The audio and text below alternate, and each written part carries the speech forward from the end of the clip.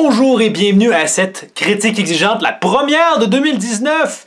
Et merci aussi à ma dernière review du chapitre de Dragon Ball Super, a été une des vidéos les plus vues de cette année.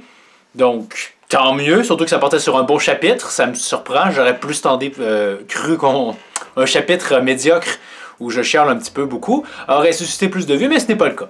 Aujourd'hui, à la critique exigeante, on va parler de la série No More Heroes et pourquoi je trouve que c'est une très bonne franchise de jeux vidéo. Ce sont de très bons jeux vidéo et pourquoi vous devriez y jouer. Et si j'en parle, c'est parce que justement, près de 9 ans après la sortie du dernier opus, on a droit à un nouvel épisode. Si on veut, c'est un peu un spin-off, mais c'est quand même dans la franchise No More Heroes. Donc, Travis Strikes Again qui sort le 18 janvier en Amérique du Nord. Donc, j'ai déjà précommandé le jeu. On devrait jamais faire ça, mais pour cette franchise, j'essaie de le faire pour encourager ceci. Et pourquoi?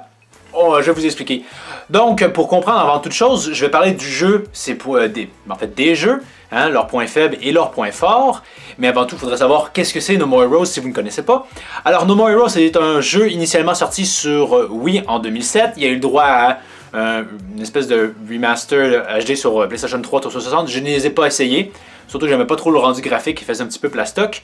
Et ça a eu le droit à une suite 3 ans plus tard sur Wii, No More Heroes 2, Desperate Struggle. Et finalement, on a l'épisode suivant. Donc No More Heroes, grosso modo, c'est un beat'em all, jeu d'action-combat qui se passe dans la ville de Set and Destroy où on suit les aventures de Travis Touchdown qui est le personnage principal. Travis, c'est un otaku, un puceau. On pourrait quasiment dire un perdant dans la vie, il n'y a pas beaucoup d'avenir, mais finalement il va rencontrer Sylvia qui va lui permettre de coucher avec lui si jamais il devient l'assassin numéro 1. Donc pour y arriver, il va devoir monter les rangs, passer du 10e jusqu'au premier en assassinant tous les assassins qui sont sur son chemin, à l'aide de son beam katana. Donc No More Heroes, c'est grossièrement ça, c'est réalisé par Suda51, donc si vous ne connaissez pas, c'est un peu le Quentin Tarantino du jeu vidéo, donc il fait toujours des jeux qui ont une très forte ambiance, qui sont souvent très violents, mais malgré tout toujours très réflexifs, et No More Heroes s'inscrit parfaitement dans cette logique-là. Donc No More Heroes, c'est ça. On va commencer par les points faibles du jeu, parce que c'est la critique exigeante, donc je voudrais pas que certains d'entre vous, peut-être, essaient le jeu et m'en veulent de ne pas avoir parlé de ces points-là, alors je vous en fais part. Peut-être que ça va vous rebuter, à vous de voir.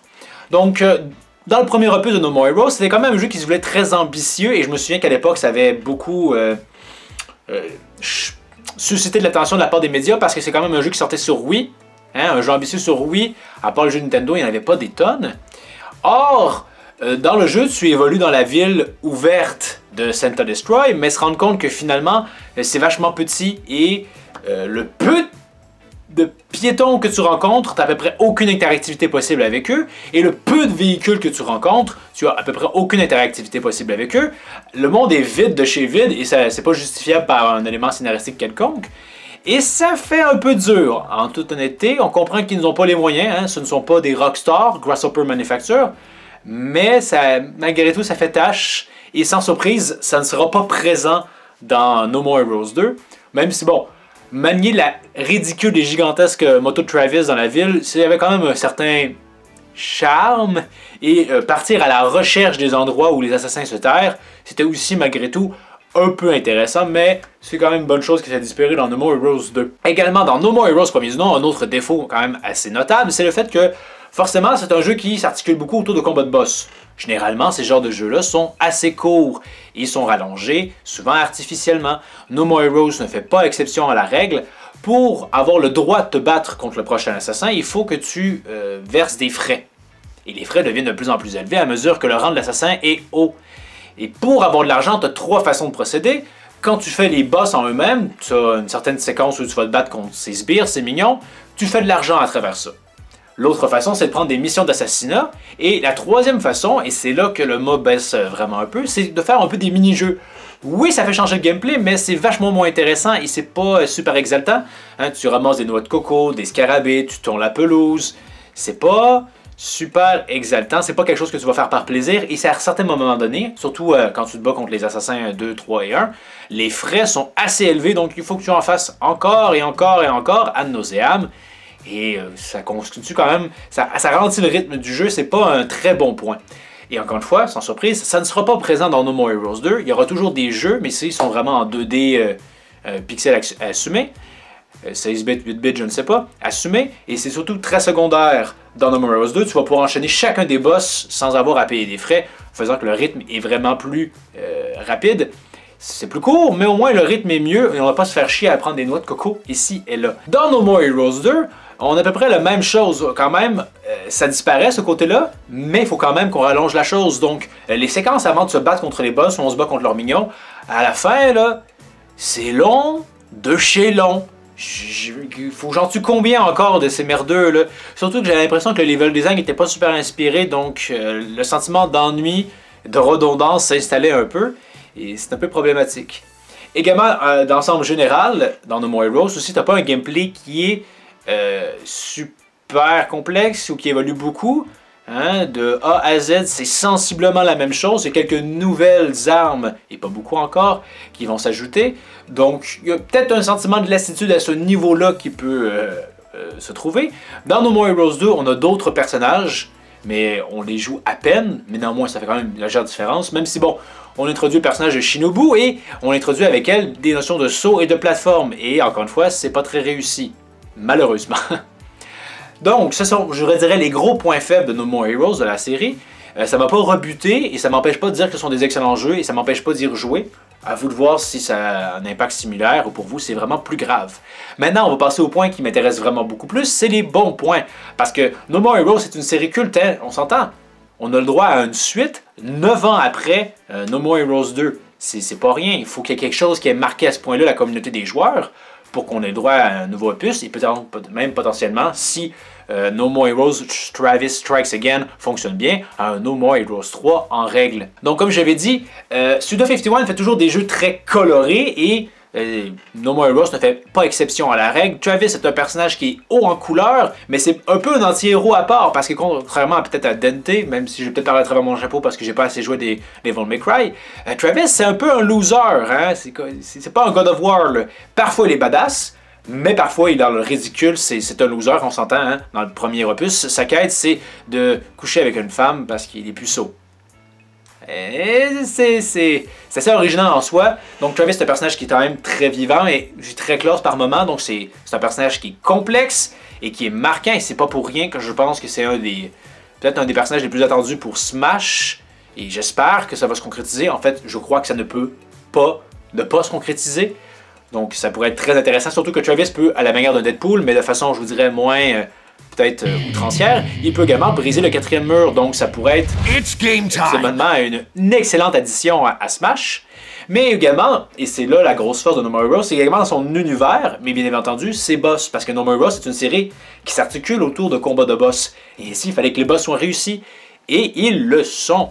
Hein, ces boss-là sont beaucoup mis en valeur, notamment via des cinématiques. Tu as toujours un paquet de cinématiques dans No More Heroes.